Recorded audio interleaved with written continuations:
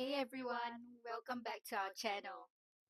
In this vlog, we will take you through all the Disney parks we went to in 4 days, and we'll rate them based on food, rides, and overall experience. Before we begin, we just want to let you know that we didn't manage to capture as much footage as we hoped, since a lot of time was spent queuing for the rides. This rating is just based on the experiences we managed to have, so keep that in mind. Let's start with a room tour.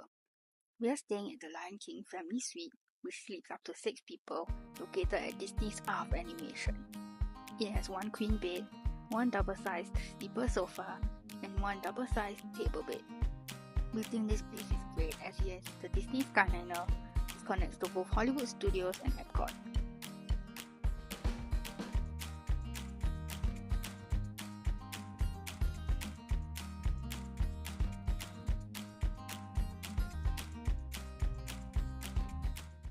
On the first day, we took the bus and headed towards Magic Kingdom for breakfast at Cinderella's Royal Table. Make sure to check out the previous video for more. After breakfast, we made our way to Under the Sea, the journey of the Little Mermaid.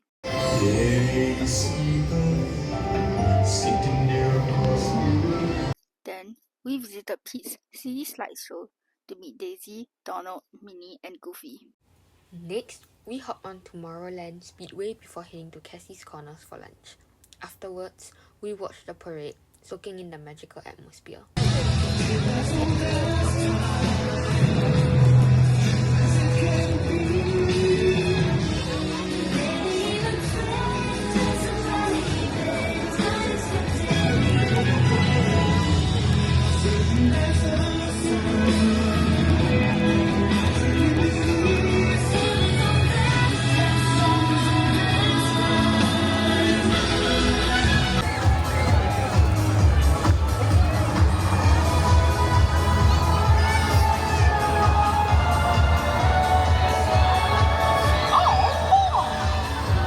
We continued our adventure with Pirates of the Caribbean, followed by the many adventures of Winnie the Pooh.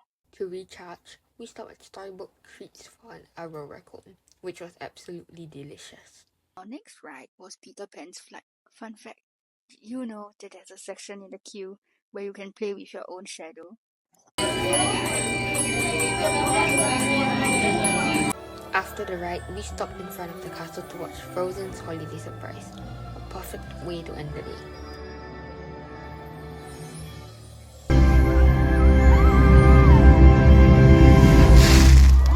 The next day, we took the Disney Skyliner to Epcot.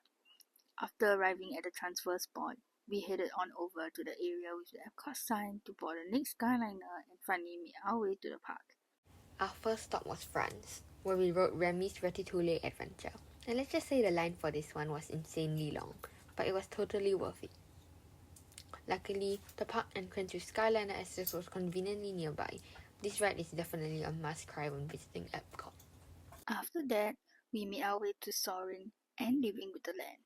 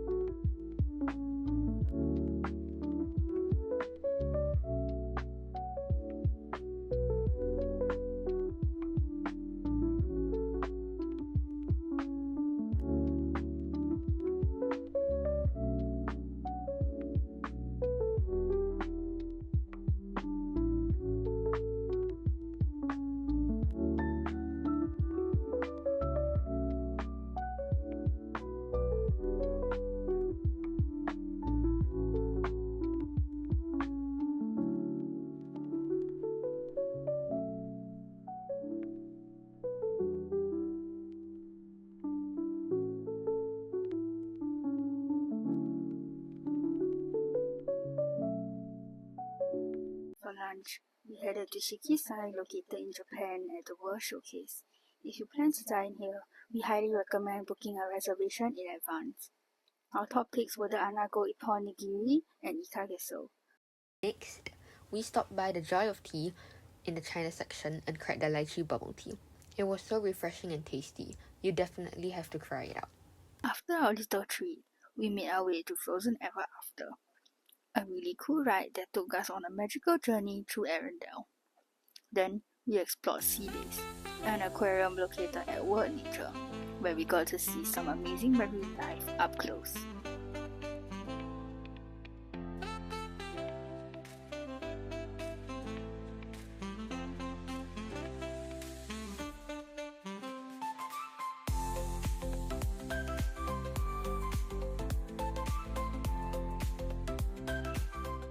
To wrap up the day, we parked hop over to Hollywood Studios to catch Beauty and the Beast live on stage. The performance was spectacular and truly brought the classic story to life. We ended the evening with dinner at Mama's Melrose Ristorante Italiano, indulging in some hearty Italian dishes to cap off an amazing day. The next day, we returned to Hollywood Studios and made a beeline for Galaxy's Edge as soon as the park opened. Our first ride of the day was the Millennium Falcon Smuggler's Run.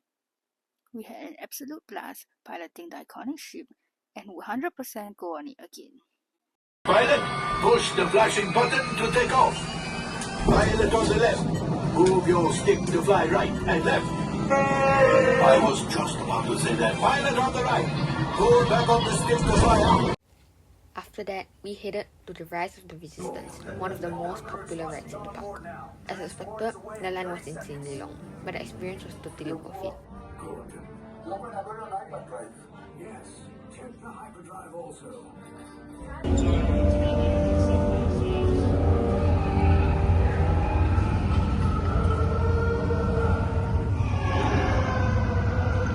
These two droids anyway.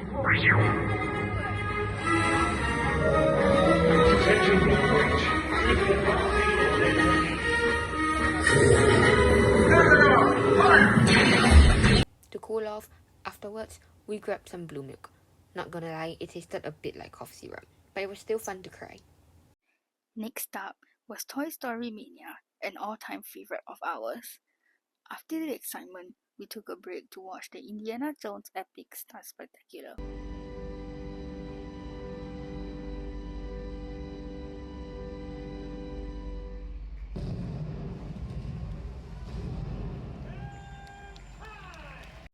We then headed to the animation courtyard to meet some Star Wars characters, which was an awesome experience. Afterwards, we hopped on Star Tours, where we joined the thrilling adventure through the galaxy. Our next ride was Mickey and Minnie's Runaway Railway, another popular attraction at the park. The ride star reminded us of Remy's Ratatouille adventure, and we were honestly amazed by the impressive ride technology. It was so smooth and immersive. Finally, we wrapped up the day by heading back to our accommodation, just in time for s'mores. The best part, they're free.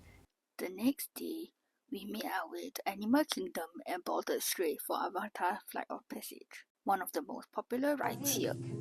This ride gives you the incredible experience of flying on the back of a mountain banshee, which is unlike anything we've ever tried before. It's truly unique and definitely a must-do. Here's how it looks like. After that adrenaline rush, we took it easy on Navi River Journey, a peaceful boat ride that was perfect for giving our legs a break after using all our energy queuing for the previous ride.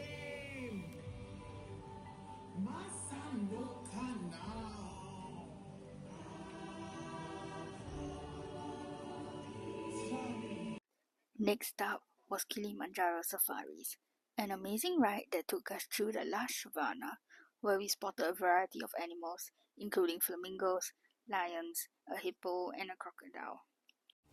After the safari, we watched Festival of the Lion King, a breathtaking show featuring stunning acrobatics, vibrant costumes, and catchy music from the Lion King. We also caught Feathered Friends in flight, which was impressive and showcased some amazing bird interactions. Later on, we parked hop over to EPCOT to have a late lunch at Tipan Edo. This place is more than just a meal. It's an exciting dining experience where chefs prepare your food right in front of you. It's part meal, part show, and totally worth it. Given its popularity, we highly recommend making a reservation in advance since it can get pretty crowded.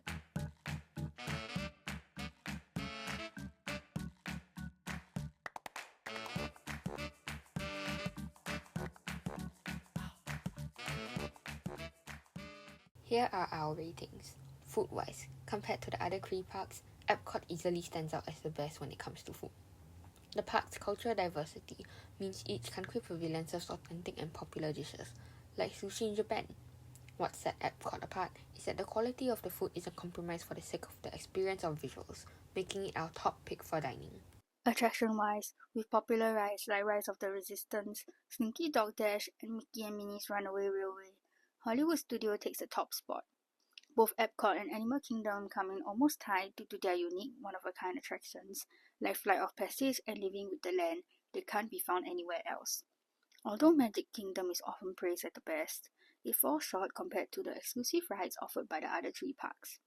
That said, Magic Kingdom does have plenty of attractions geared towards families with young children. Overall experience. When it comes to ride, shows, and overall fun, there's not much debate. Hollywood Studios is hands down the best park for teenagers, offering a mix of nostalgic classics and thrilling experiences.